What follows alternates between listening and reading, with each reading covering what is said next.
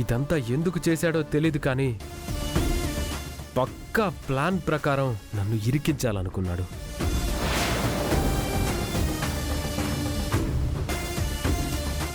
ఆధారాల్ని పోలీసులకి సబ్మిట్ చేయడానికి వెళ్తుంటే మళ్ళీ వచ్చి నన్ను కిడ్నాప్ చేశాడు.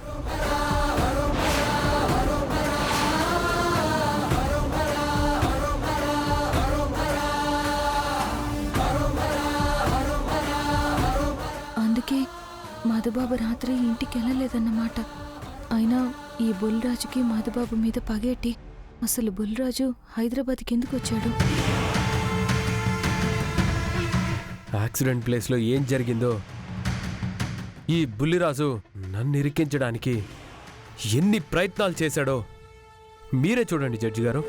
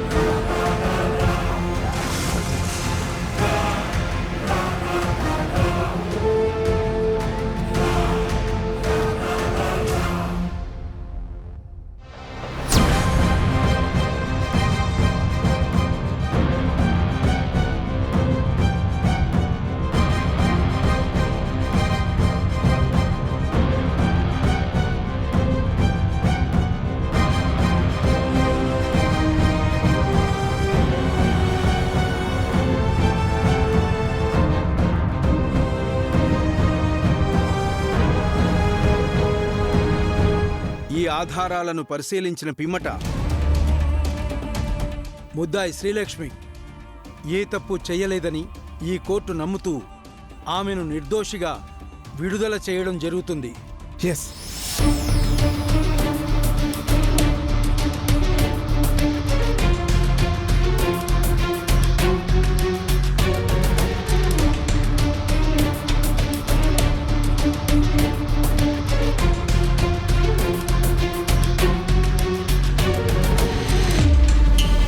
పోలీస్ స్టేషన్లో శ్రీలక్ష్మి మీద ఫైల్ అయిన ఎఫ్ఐఆర్ని కొట్టివేస్తున్నాం.